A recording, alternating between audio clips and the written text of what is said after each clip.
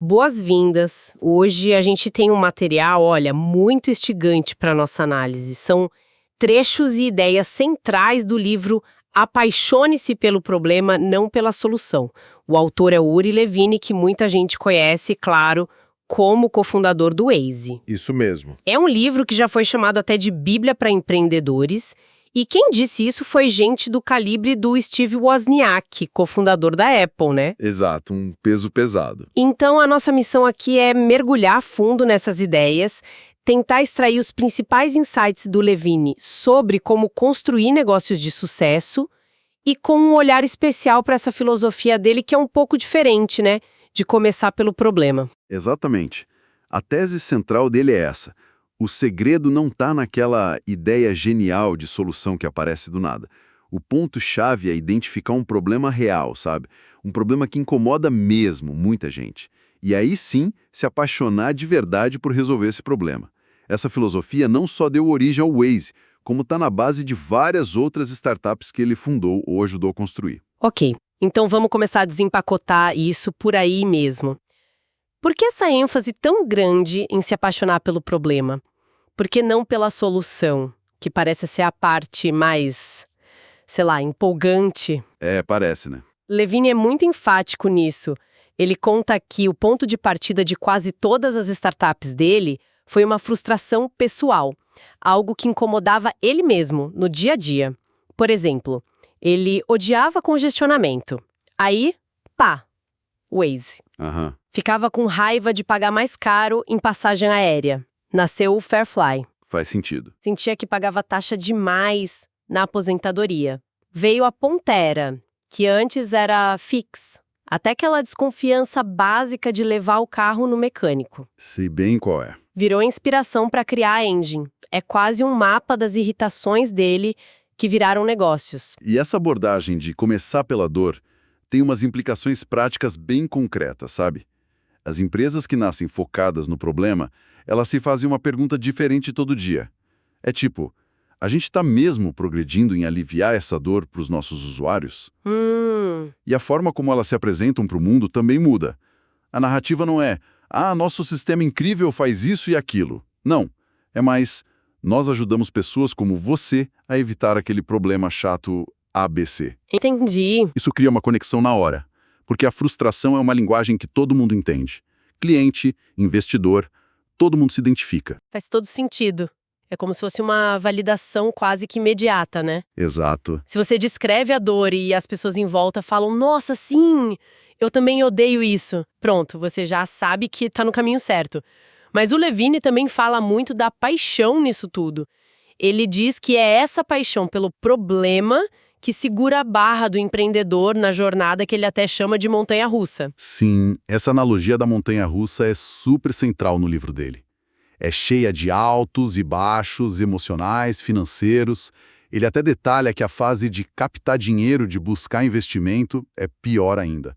Ele chama de uma montanha-russa no escuro. No escuro? Nossa! Porque você nunca sabe o que vem pela frente, né? As rejeições, o humor dos investidores que muda. Nesses momentos de baixa, a paixão genuína por resolver aquele problema específico é o que te dá gás para não desistir. Entendo. Só que, e esse é um ponto importante que ele alerta, essa mesma paixão pode ser uma faca de dois gumes. Como assim? Ela te dá força, claro, mas também pode te deixar meio surdo, sabe? Cego para feedbacks importantes, para sinais de que talvez você precise mudar um pouco a rota. É um equilíbrio delicado. Interessante isso, porque leva a outro ponto que me chamou muita atenção no material dele. Ele não romantiza nadinho o processo. O Levine descreve a jornada de uma startup como uma jornada de fracassos. Isso. E o mais doido é que ele não vê isso como algo ruim. Pelo contrário, né? Exatamente. O fascinante é essa ressignificação do fracasso. Para ele, fracassar não é o fim do mundo. É parte do jogo. É indispensável para o aprendizado. Ele adora citar exemplos tipo o Michael Jordan falando: eu falhei várias vezes na minha vida, e é por isso que eu tive sucesso. Clássico! Nem aquele jogador de hóquei, o Wayne Gretzky, com a frase: você perde 100% dos chutes que não tenta. A lógica é simples. Se você está tentando criar algo novo de verdade, algo que nunca foi feito daquele jeito, você vai errar. É estatística. Não tem como acertar de primeira, né? Impossível. O que diferencia é a velocidade com que você aprende com esses erros e tenta de novo. É um ciclo. Tenta, erra, aprende, tenta de novo. E ele leva isso bem a sério com a defesa do fracassar rápido. Ele chega a aconselhar lançar um produto quando você ainda tá com um pouquinho de vergonha dele. Parece loucura, né? Totalmente, vai contra tudo que a gente aprende sobre qualidade e tal.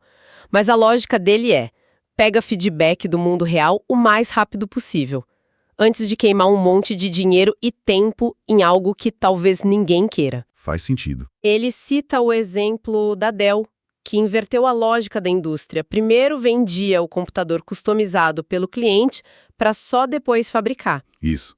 Reduzia o risco, garantia que estavam fazendo o que o mercado queria. Exato. E outra tática que ele usou muito é simular a solução antes de construir a tecnologia mesmo. No Mego, por exemplo. Aquele app das filas dos correios. Esse mesmo. Eles começaram com um grupo de WhatsApp.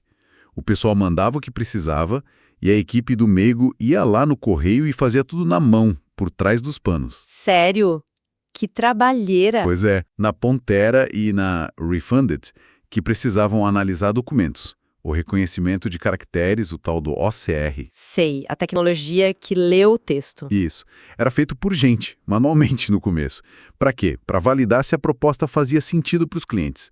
Se eles usariam antes de gastar uma fortuna desenvolvendo software complexo. Essa fase inicial parece um teste de fogo, então.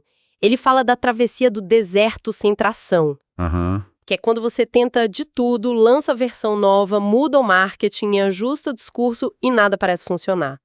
O número de usuários não cresce, a receita não vem. Exato. Imagino que muita startup boa morra aí, nesse deserto. Qual é a dica dele para sobreviver a isso? Olha, segundo Levine, é uma combinação.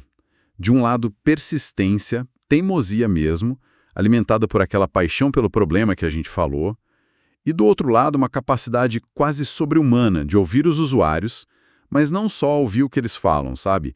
É entender o que está por trás, o que eles realmente precisam. Entendi, ler nas entrelinhas. Isso. E com base nisso, iterar. Ajustar o produto, a abordagem, sem parar. É um processo de ajuste fino constante. Ok, essa jornada parece meio caótica, né? Fracassos, iterações, mas precisa ter alguma estrutura. O Levine fala sobre fases no desenvolvimento da startup, certo? E parece que tem uma regra de ouro aí. Tem sim. Ele estrutura a jornada em fases bem claras, e a palavra de ordem que vale para todas é foco. Foco absoluto. E a primeira fase, a mais crítica de todas, onde tem que estar todo o foco no início, é encontrar o famoso Product Market Fit, o PMF. PMF, a adequação do produto ao mercado, né? Exatamente. Para ele, sem achar esse encaixe perfeito, a startup está praticamente condenada. Não importa se a equipe é genial ou se tem rios de dinheiro. E o que significa ter esse PMF na prática? Como é que a gente sabe que chegou lá? Tem alguma métrica, um sinal claro? Para ele, PMF significa uma coisa principal: criar valor de verdade, que o usuário perceba. E a métrica rainha para medir isso é a retenção. Retenção. As pessoas continuam usando? Isso. Elas experimentam e continuam usando por conta própria. Voltam dia após dia, semana após semana. Se a resposta for não, se o pessoal experimenta e some, você ainda não criou valor suficiente. Não achou o PMF. Entendi. E ele sempre lembra que até os gigantes de hoje, Google, Amazon, Netflix, levaram anos nesse processo. Não é um botão que você aperta, é uma busca longa. Compreensível. Retenção é a prova de que o valor é real. E depois de achar esse encaixe, quais são as próximas fases? E a regra do foco continua? Continua, talvez até mais forte. Depois do PMF, geralmente vem fases como crescimento, para escalar a base de usuários. Ganhar mais gente. Isso. Depois, ou junto, vem um modelo de negócios, como ganhar dinheiro com isso de forma sustentável. E para muitas, a globalização, levar para outros países. Ok. Importante, de cada vez. Ele usa até a sigla MIT, Most Important Thing. Uma coisa de cada vez. Exatamente. Tentar atacar tudo ao mesmo tempo é receita para diluir esforço e queimar dinheiro. Ele dá aquele exemplo fortíssimo do Waze, né? Da proposta dos caminhões. Esse exemplo é clássico de disciplina e foco. O Waze já estava começando a pegar tração com o motorista comum. Certo. Quando receberam uma proposta concreta para adaptar a plataforma para caminhoneiro, rota específica, posto de pesagem, essas coisas. Era um contrato que ia render tipo $1 milhão por ano. Uau! Para uma startup isso é muita grana. Muita, tentador demais.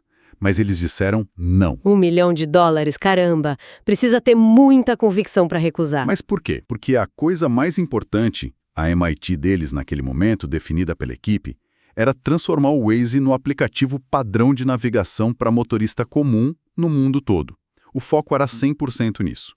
Entendi. Aceitar o contrato dos caminhões, mesmo parecendo lucrativo no curto prazo, ia desviar recurso precioso em engenharia, produto, marketing desse objetivo principal. Ia ser uma distração. Uma distração cara, no fim das contas. Exato. Para ele, foco não é só decidir o que fazer. É principalmente decidir o que não fazer. É dizer não para quase tudo que não ajuda diretamente na MIT atual. Imagina a pressão para pegar essa grana.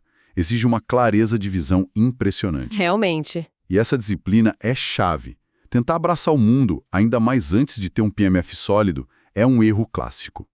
Você acaba gastando tempo, dinheiro, energia da equipe em várias frentes, sem ser excelente em nenhuma. O caixa vai embora rapidinho. Falando em foco, tem outro ponto que o Levine bate muito. O perigo do empreendedor achar que ele é a medida de todas as coisas, sabe? Que todo mundo pensa e age como ele. Ele chama isso de ser uma amostra de um. Como sair dessa armadilha? Esse é um desafio enorme. Porque é natural a gente projetar a nossa visão, né? Ele usa a curva de adoção de tecnologia para explicar isso. No começo, você atrai quem? Os inovadores, os early adopters. Aquela turma que adora novidade, né? Tolera uns bugs. Isso. Geralmente essa galera até parece um pouco com os fundadores, mas aí tem o problema. Existe um abismo, como diz o Geoffrey Moore naquele livro Crossing the Chasm. Sim, conheço. Um abismo entre esses primeiros usuários e a grande massa, a maioria inicial, a maioria tardia, e esse povão tem necessidades e expectativas bem diferentes. E qual seria a ponte para cruzar esse abismo e conquistar a maioria? O que funciona para eles? A palavra mágica, segundo Levine, é simplicidade. A maioria das pessoas não quer complicação, não quer ter que aprender a usar algo novo. Elas querem soluções que funcionem de um jeito intuitivo, quase invisível. Tipo? Pensa na diferença que é configurar um videocassete antigo, com aquele manual gigante, e usar um iPhone hoje. Você tira da caixa e sai usando. Verdade. A simplicidade tira o atrito, né? Torna acessível para muito mais gente. Exatamente. É verdade. Ele até comenta que, na prática, a gente usa uma fração mínima das funções dos apps que a gente tem no celular. No Waze mesmo, ele diz que funções que podiam ser úteis, tipo conectar com a agenda para prever a hora de sair ou reportar detalhes do trânsito, pouquíssima gente usa. Pois é. O básico bem feito parece que é o que pega para a massa. Menos é mais, nesse caso. Menos é mais. Total. E essa necessidade de entender o usuário vai além da curva de adoção. É fundamental sacar que o comportamento, as necessidades, até a percepção do problema mudam muito dependendo da geografia, da cultura. Ah, sim. O exemplo do Mego é perfeito. O problema de ter que buscar pacote no correio era um problemão em Israel na época. Mas quando tentaram levar para os Estados Unidos... O que aconteceu? Descobriram que lá o problema quase não existia. Os correios americanos simplesmente deixam o pacote na porta de casa. O contexto mudou tudo. O problema era outro. Ou nem existia. Nossa, que diferença! E no Waze também teve essas diferenças culturais, ele conta, né? Teve sim. Ele notou, por exemplo, que na Alemanha o pessoal reportava muito menos polícia na via do que no Brasil ou em Israel. Interessante. Menos polícia lá? Não necessariamente. Talvez uma diferença cultural mesmo, na disposição de reportar ou se achavam aquilo útil ou problemático. Entendi. E essa diferença impactava direto na utilidade de uma das funções principais do Waze em cada país. Entender essas nuances é vital para adaptar o produto e a estratégia de como entrar naquele mercado. O tal do go-to-market, o GTM. Realmente, as histórias por trás das startups deles são aulas práticas. A do Waze, por exemplo, é demais. Nasceu de uma multa de trânsito. Pois é. O Ehud Shabtai, um dos cofundadores, levou uma multa por velocidade e ficou pé da vida. Aí pensou, E se a gente usasse GPS e a ajuda dos motoristas para mapear os radares? Uma ideia simples, vinda de uma dor pessoal. Incrível. Mas o mais impressionante é que no começo rejeitaram a ideia, né? Rejeitaram, disseram para eles. Ninguém liga para informação de trânsito em tempo real. Imagina ouvir uma coisa dessas hoje. Difícil acreditar. É um lembrete forte de que até a ideia que hoje parece óbvia enfrentou resistência. E a venda para o Google, então? Aquilo foi uma montanha-russa digna de filme. Como foi? Primeiro rolaram os boatos de interesse da Apple, o que já deu uma valorizada neles. Aí o Google fez uma oferta inicial, mas eles acharam baixa. Certo. Aí entraram em negociação séria com o Facebook. Mas a coisa travou num detalhe. O Facebook queria que a equipe principal fosse para os Estados Unidos e a turma do Waze queria ficar em Israel. Ah, o local, né? Exato. Nesse impasse, o Google voltou com uma oferta bem maior, só que com uma condição: fazer a auditoria completa, a due diligence, em 10 dias. 10 dias? Que loucura. Uma correria insana para fechar o negócio, mas deu certo. Uau. E as histórias de fracasso, como a da Engie e da Mego, o que a gente aprende com elas? Essas ensinam lições talvez até mais importantes. A Engie, por exemplo, atacava um problema super real: a desconfiança no mecânico. A ideia era aquele aparelhinho que lia os dados do carro e um app que traduzia para o motorista. Sim, lembro da proposta. O problema existia, claro, mas eles nunca conseguiram achar um modelo de negócio que parasse de pé, que fosse escalável. E nenhum jeito de criar fidelidade, para a galera continuar usando. A Covid foi só a pá de cal num negócio que já vinha sofrendo. Entendi. O modelo não encaixou. Exato. Já a Mego, o app dos Correios, falhou por um motivo diferente e fascinante. O problema que eles resolviam começou a sumir. Como assim? Os Correios de Israel melhoraram muito o serviço. Passaram a deixar retirar pacote em loja de conveniência, agendar online. A dor que o Mego aliviava diminuiu muito. O próprio ambiente mudou. Exatamente. Isso mostra que o timing pode ser tudo. E que o empreendedor tem que ficar de olho não só no produto, mas nas mudanças do cenário, na própria natureza do problema. Às vezes, a decisão mais esperta é reconhecer que o problema mudou e pivotar ou até desistir mesmo. Falando em pivotar, a história da Pontera, que começou como Fix, também mostra isso, né? Pivotar, para quem não conhece o jargão, é mudar bem o rumo do negócio ou do produto, certo? Isso mesmo. A Fix começou com uma missão super nobre: ajudar a pessoa comum a achar e reduzir taxa escondida na aposentadoria. Um problema real. Com certeza. Mas eles tiveram muita dificuldade em fazer um modelo de negócio funcionar direto com o consumidor final. Era difícil cobrar, difícil escalar. Imagino. Depois de várias tentativas, eles pivotaram, mudaram o foco. Passaram a atender consultores financeiros, oferecendo para eles uma plataforma para gerenciar melhor as contas dos clientes, incluindo a análise de taxas. Ah, mudaram o público-alvo? Totalmente. E foi essa mudança, agora como Pantera, que permitiu eles acharem o Product Market Fit e crescerem. É um belo exemplo de como a jornada para achar o caminho certo pode ser longa, cheia de curvas e ajustes. Fica claro. Então, se a gente fosse resumir as grandes lições do Uri Levine que a gente conversou aqui, primeiro, a paixão tem que ser pelo problema, não pela primeira ideia de solução. Segundo, a jornada vai ter fracasso sim, mas tem que encarar como aprendizado rápida. É crucial. Sim. Terceiro, foco.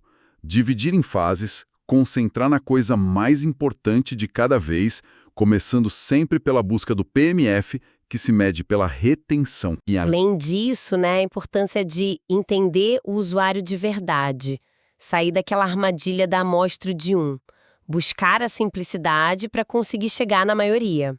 E claro, ele também fala muito sobre montar a equipe certa, criar a cultura certa desde o início, porque no fim são as pessoas que vão navegar essa montanha-russa toda. Perfeito. E é interessante ver como essas lições, que nasceram ali no mundo das startups de tecnologia, tipo Waze, na verdade servem para muito mais coisa, né? Com certeza. São princípios sobre como encarar desafios complexos, como inovar mesmo com incerteza, e sobre como achar e alimentar aquela paixão para seguir em frente quando tudo parece difícil. Serve para um negócio, para um projeto pessoal, para a carreira. Essa visão de tirar lições universais da experiência específica é muito rica mesmo. E essa ênfase toda do Levine na paixão pelo problema me deixa pensando. Sim. No quê? Me leva a uma pergunta talvez um pouco mais para dentro, sabe? Para quem está ouvindo refletir também. Qual seria um problema real, talvez uma frustração nossa do dia a dia ou algo no mundo que, se fosse resolvido, despertaria uma paixão tão grande, tão genuína, que faria toda a jornada de tentar resolver, com erro, com dificuldade, com a montanha-russa toda, valer a pena, independente do resultado final? Excelente provocação para a gente fechar. Qual problema apaixonaria a gente a ponto de justificar essa jornada toda? Fica a reflexão. Com isso, a gente conclui esta análise das ideias de Uri Levine. Esperamos que tenha sido útil e, quem sabe, inspirador. Até a próxima!